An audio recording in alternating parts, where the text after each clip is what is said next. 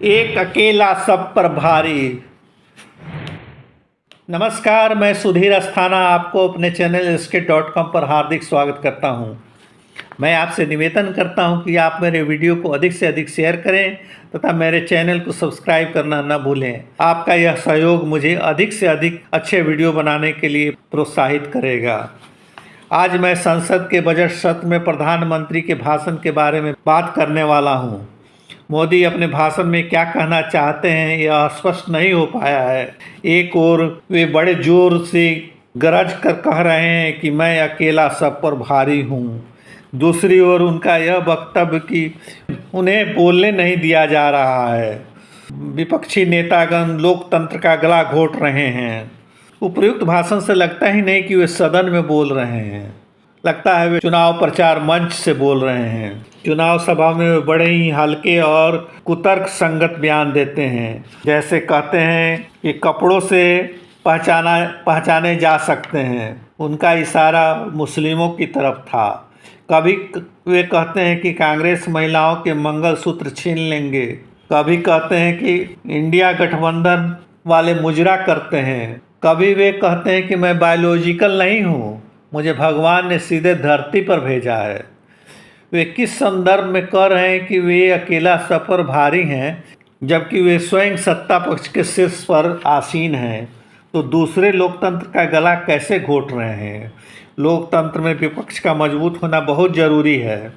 विपक्ष का काम सत्ता के कमजोरियों को उजागर करना है, सत्ताधारी दल के योजनाओं और घोषणाओं पर प्रहार करना है। विपक्ष का काम है कि सत्ताधारी को उनके दायित्व का बोध कराए, विपक्ष के प्रश्नों का सटीक उत्तर दें। यही सत्ता पक्ष का काम है। आदरणीय प्रधानमंत्री न गरीबी दूर करने की ठोस कदम उठा रहे हैं, जबकि उन्होंने कहा था कि वे हर वर्ष 2 करोड़ युवाओं को नौकरी देने की वादा करते हैं। इस पर आज तक उन्होंने कोई कदम नहीं उठाया। पेट्रोल और डीजल के दाम भी कम नहीं किए गए, जबकि अंतर्राष्ट्रीय बाजार में इनके मूल्य काफ़ी कम हो चुके हैं। इनकी अग्निवीर योजना भी देश के हित में नहीं है, क्योंकि 4 साल की नौकरी के लिए कौन युवा इसमें क्षेत्र में आना चाहेगा। पुनः उनकी प्रशिक्षण भी अल्प अवधि की होगी, तो वो कैसे पूर्ण प्रशिक्षित दुश्मनों से मुकाबला कर पाएंगे। माननीय प्रधानमंत्री ने बजट में कोई ठोस योजना प्रस्तुत नहीं की है। शिक्षा एवं स्वास्थ्य का इस बजट में कुछ भी ध्यान नहीं रखा गया है। शिक्षा और स्वास्थ्य का बजट नहीं बढ़ाया है, बल्कि घटा दिया गया है। बिहार को विशेष राज्य का दर्जा नहीं दिया गया है, केवल विशेष पैकेज दिया गया है। ऐसे ही आंध्र प्रदेश के साथ भी किया गया है। अगले 5 साल में 4 करोड़ युवाओं की नौकरी देने की बात कही गई है। टिकैत के अनुसार किसानों के लिए इस बजट में कुछ भी नहीं है। डिम्पल यादव ने भी कहा है कि महिलाओं के लिए इस बजट में कुछ नहीं है। प्रधानमंत्री ने अब आए दिन रेलवे दुर्घटनाओं के बारे में कुछ नहीं बोला है। रेल में सुधार के लिए वे क्या करने जा रहे हैं, इस पर कुछ नहीं कहा है। IAS IPS की परीक्षा लेने वाली संस्था UPSC में सुधार के लिए वे क्या कदम उठाएंगे, इस पर वे कुछ नहीं प्रकाश डाले हैं। नीट द्वारा होने वाली परीक्षा और पेपर लीक रोकने के लिए वे क्या करेंगे। पेपर लीक होता है और अमीरों को 25 लाख 30 लाख में पेपर मिल जाता है, जिससे अमीर के पुत्र और पुत्रियां तो MBBS में दाखिल पा लेंगे, लेकिन गरीबों का हक छीन जाएगा। मध्यम वर्ग के छात्रों का भविष्य अंधकारमय हो रहा है, पर प्रधानमंत्री इस पर कुछ नहीं बोल रहे हैं। जाली विकलांगता और OBC का सर्टिफिकेट से आरक्षण का लाभ उठाने वालों पर कैसे रोक लगेगी, वे नहीं बताते हैं।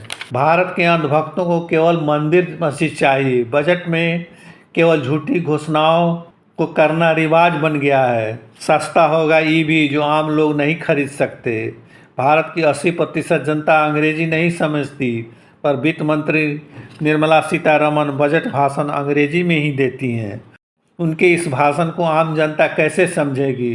हिंदी भाषा में बजट भाषण देती और पुनः उसको दोबारा अंग्रेजी में पढ़कर सुनाती तो अच्छा रहता। इस बजट से न रोजगार आएगा, न महंगाई कम होगी।